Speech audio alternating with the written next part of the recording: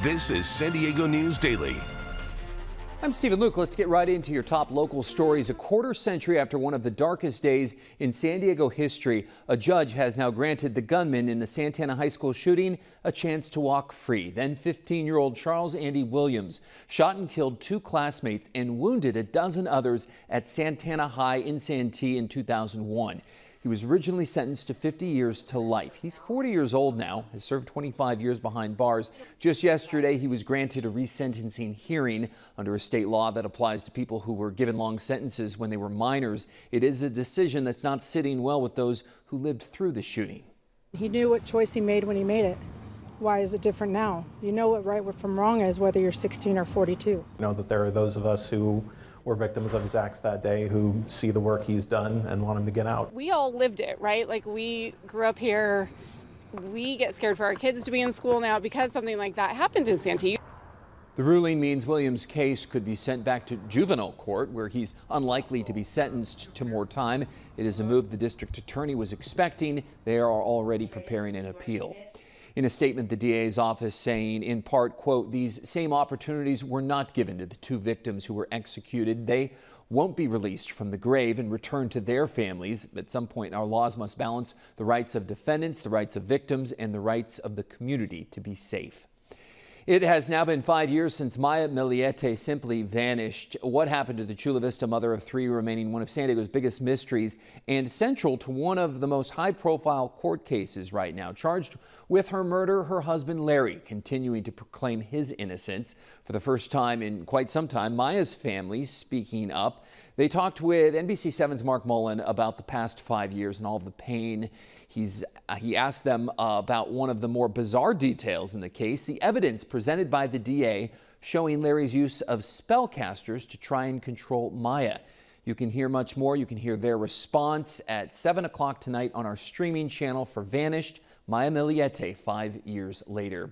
It has been less than 48 hours now since new parking fees kicked in at Balboa Park, and already 2 city council members are asking the mayor to put a pause on this program. The meters were turned on Monday morning, but almost immediately there were problems. We found people struggling to pay as the kiosks wouldn't accept their cards. For some, the pay-by-phone option didn't recognize the zone number. On top of that, some said they had issues with the online portal trying to register for the discounted rates for the people who live in San Diego. Council members Sean Elu Rivera and Kent Lee are sending a memo to the mayor's office. And so we'll have to see what happens from there as they're pushing for a suspension of the program right now.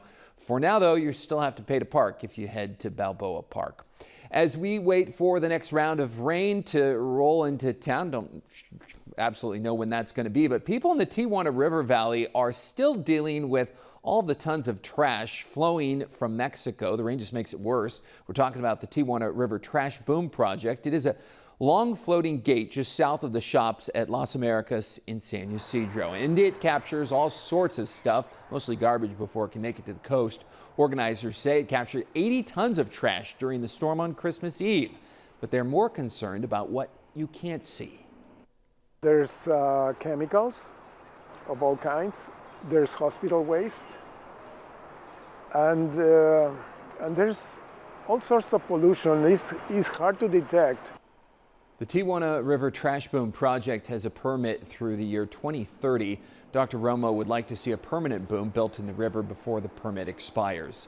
Speaking of the rain, meteorologist Angelica Campos will fill us in if we have any drops heading our way, and a closer look at your forecast moving towards the weekend. Beautiful clouds today. We still have that slight chance for showers, but becoming drier, especially as we start to see the winds out of the west tonight and into tomorrow turning easterly. That's going to bring a drier setup for the weekend with conditions set to be warmer as well. These swells between 2 and 4 feet today, high tide in the morning, which means the next round of low tide will be around 6:30. Temperatures this afternoon near the coast will stay in the low 60s. Inland, we'll see temperatures around 62 under mostly cloudy skies. It has now been a year since those tragic fires to the north of us in Pacific Palisades and Altadena. We're taking a look back, and we have an update on the rebuilding process in Altadena.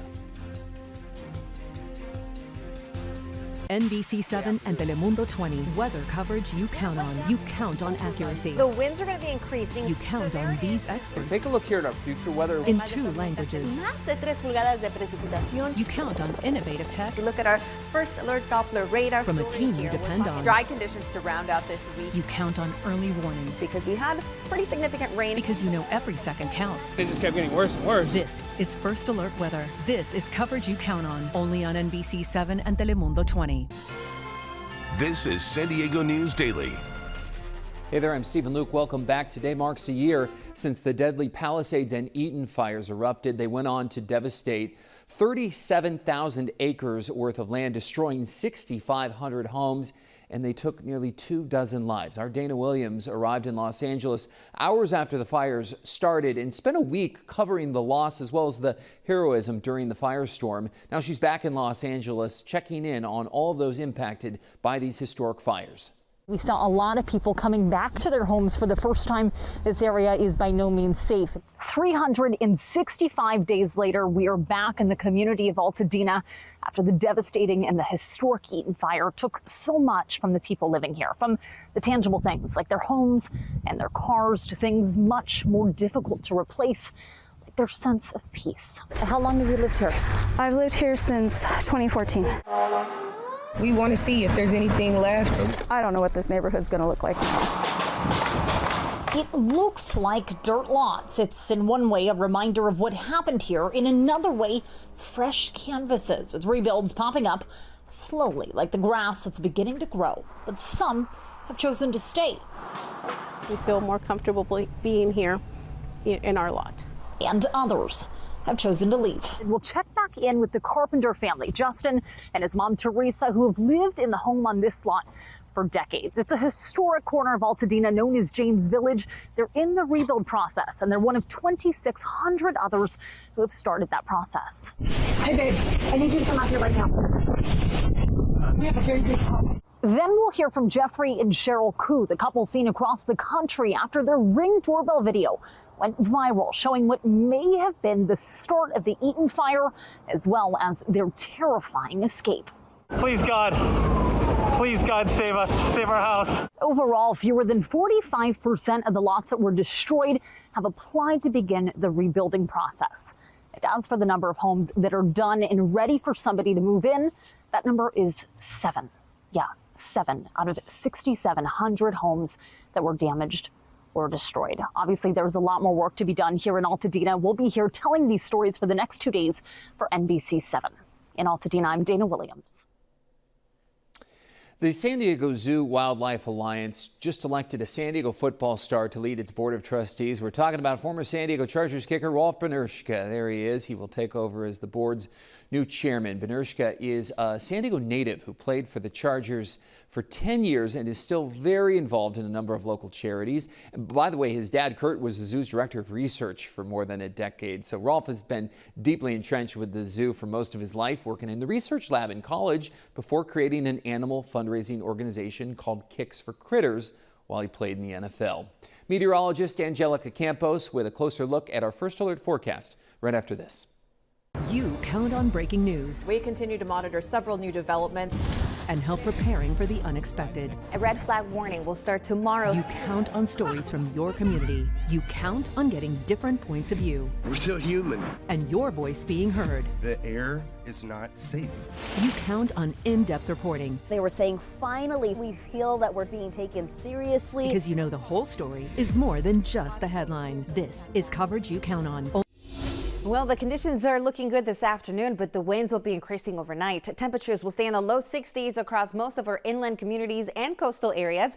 A little bit cooler in the mountains where it'll average in the upper 40s. Then we go into tonight, it'll be partly cloudy. There's still a slight chance for a passing shower, but it's the winds that will be the most dangerous, with gusts between 45 to up to 60 miles per hour. A high wind watch will begin tonight at 8 p.m.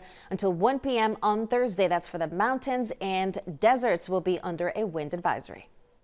As always, more coverage you count on at NBC7.com. Thanks for watching. We'll see you soon.